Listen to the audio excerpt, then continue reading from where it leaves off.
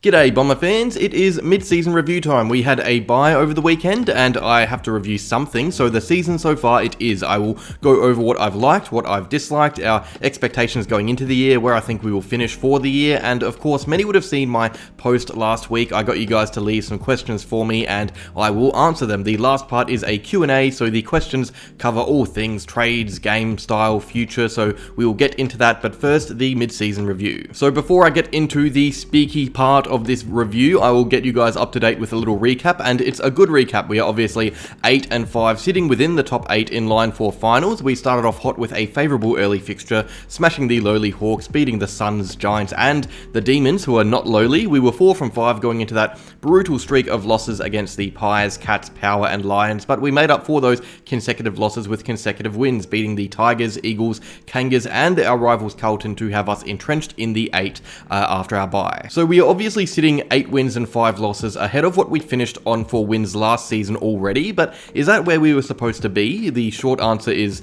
no. Experts had us predicted to be in the bottom 4 or bottom 6, but this whole season, no matter the result after we lost to Brisbane, after we beat Melbourne, Brad Scott has been saying the same thing. Be patient. He isn't in this for finals footy. He is in it for grand finals, taking Essendon back to the top. Finals this season is not necessarily irrelevant, but it means less to Scott and the team than it does to us fans. We have seen this team finish in the 8 just to make up numbers before since our last flag, which is something Scott doesn't want. He is more than anything trying to get us closer to our next flag push. This is a developmental season. Yes, it's fantastic to see us winning games of footy, but we shouldn't look at the ladder and win tally as an indication of where we are as a club. We should look at the growth and the build of our list and system. That is what Scott is telling us. We aren't going to win the flag this season. We could be 10th on the ladder having lost 1 or 2 extra games, and Scott would be saying the same thing. The expectations internally and externally have well and truly been met, if not bettered, for different reasons. And that brings us to our next point, what I have liked, and we will start with the direction. There is a clear understanding among players, coaches, fans that we are in this for the long run. We are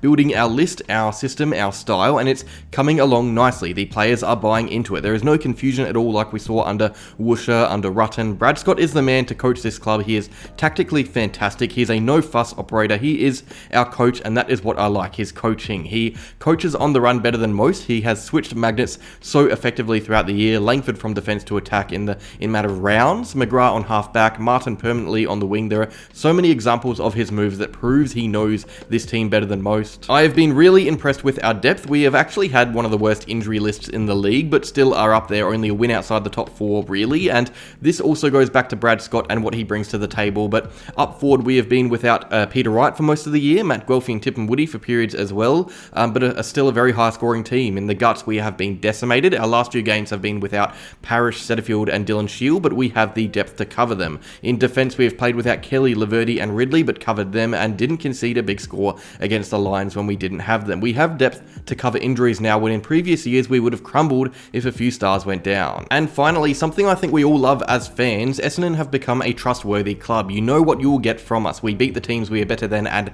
compete against the ones better than us. It's why we are 8 wins and 5 losses. We haven't dropped a game we have gone into as favourites yet. There is no week-to-week stress anymore as a fan base. We are no longer a tipper's nightmare. We now show where we are compared to other clubs, and I think that is fantastic. Hopefully it continues, because we are still a young team, the second youngest in the comp I believe, and young teams do run out of legs late into the seasons. Under Scott I am less worried about this though. And onto the dislikes, things I haven't been too happy about, starting with our reluctancy to put together a 4-quarter performance. I would say we have only had 1 full game that can be admired in this regard, the win over Melbourne. Even our game against Hawthorn we started off super slow. It's an issue that can probably be solved with some maturity over time. We are still young like I said before, but it's still fairly frustrating as a fan to see the club lapse in and out of concentration. We do have a bit of an injury problem. I am fairly sure we have sought an external opinion on the matter. Our young, taller players seem to suffer a lot from stress fractures, something common in lankier athletes, but Jones, Cox and Reid simply do not get out on the park. Our highest draft picks in the last few years and most exciting players just playing VFL footy. It's not what you want to see at all, so it's a bit worrying. Hopefully this is an issue that can resolve itself at some stage. And finally, this is something I expect to change, and it's not really something you can dislike at the moment, but I should say premiership teams do not win premierships off the back of uncontested marking footy, high possession footy. It's just not common to see the teams with the most marks on grand final day lifting the cup, so our style at the moment isn't exactly sustainable right now. Of course, the style of the game could change in a few years when we might be looking to push, or we will change our style to suit, but it's something I thought I would add. What to improve? Simply put, nothing really at the moment. Obviously, there are things we could do to improve our chances of winning a final or finishing higher on the ladder, but like I said earlier, this isn't the goal for us. We are in it for the long term. So in terms of improvement, I would like to see our injury avoidance at all costs, and I guess more full game performances, us at our best for longer. That would be good. No lapses in and out of matches. I will put my teacher's hat on as I did for my last video and give us a grade based on all things I've spoken about, expectations, what I've liked, what I haven't liked, where we are as a club right now, and as a fan, I am happy. This feels like it's the start of a genuine push for something. In previous seasons, we have been floating and drifting as a club, false dawns, false narratives, but now it feels like we have a coach in Scott, a board, and a playing list who want us to go somewhere other than a meaningless September placement. I'm giving us an A. We weren't supposed to be this good. We were lost as a club this time 12 months ago. 12 months in footy is a long time, but in that time we've developed so well. We aren't perfect, we aren't close to it, but we are building, and that is all I can ask for. Alrighty, so it is Q&A time. I didn't think I would get so many questions, so it definitely makes the video a bit longer. Cheers though, guys. I have answered all that I had in front of me at the time of recording. I may have missed one or two if they were sent in after I recorded, so apologies for that. Luke Elliott asks, are we good enough to break the streak and win a finals game? Good question. I would simply say yes. I think the main reason we will make the 8 if we do is because of a favourable fixture that allows us to beat the teams we are better than. But in saying that, we beat Melbourne, we should have beaten Collingwood, almost beat Port. We do compete with very good teams. I'm not too fussed if we don't break the streak personally. I think the fact we haven't won a grand final in a while is more embarrassing as a fan, but I would like to celebrate something in September. So yes, I think we are good enough, but doesn't really mean we will. Similar question from FOB5, where do we finish on the ladder? I think between 7 and 10 seems most logical. In that finals mix, there is a clear top 6 in my eyes, and I don't think we slip into that bracket, and I don't think we go any further than 10th either. So if we do make the 8, which I think we should, I think we finish 8th. Why not? Alistair McKinnon and Jet Sansom both ask about key defensive options in the team, while Fen asks what area we should develop. I'm going to answer these all at the same time, starting with Fen. I will start by saying key defense, that's the part of the group I worry most about. Laverty and BCT are probably not built around winning flags, which is of course what we want as for possible inclusions. I would rather us go for a big fish when the time is right, not necessarily Ben Mackay this year. Maybe it's Charlie Ballard or Sam Taylor when they are out of contract, or maybe we lure a Victorian like Tom McCartan and Nick Murray, who I think are both Victorian, I could be wrong.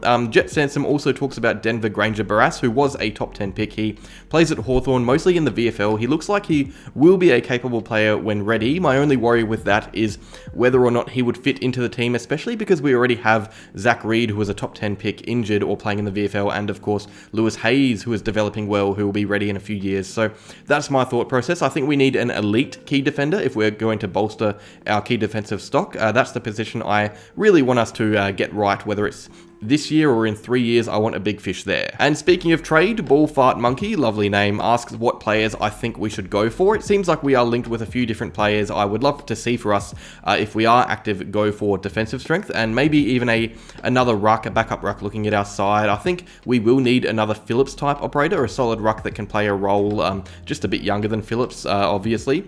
Aside from that, we will just be adding strength to strength. I don't have any names in particular. Ben Mackay is obviously one that we've been talked about, with Miles Bergman as well. So there are some early links that, are just links for the sake of being links. We'll know more about our trade news as we get closer to the end of the year. And to add to this, Gumby7584 asks if we should be aggressive with our salary space and go for a big fish. The answer is yes, but not necessarily this season. With a young club, we need to know where we sit. I would hate for us to get someone like Ben Mackay this season and have Zach Reed develop out of nowhere to be a first team player, meaning someone like Laverty, who is well paid, gets paid to play VFL footy because he's just not good enough to be in that team. This is what list managers want to avoid, so we might not be that active this year. It might be next year or the year after. We need to build towards a flag with elite players, which means we need to use our salary space, but there is no point getting them if you do it at the wrong time. Not saying it is currently the wrong time, but it's probably what Dodoro and co are thinking about right now. When do we go for this missing piece type player?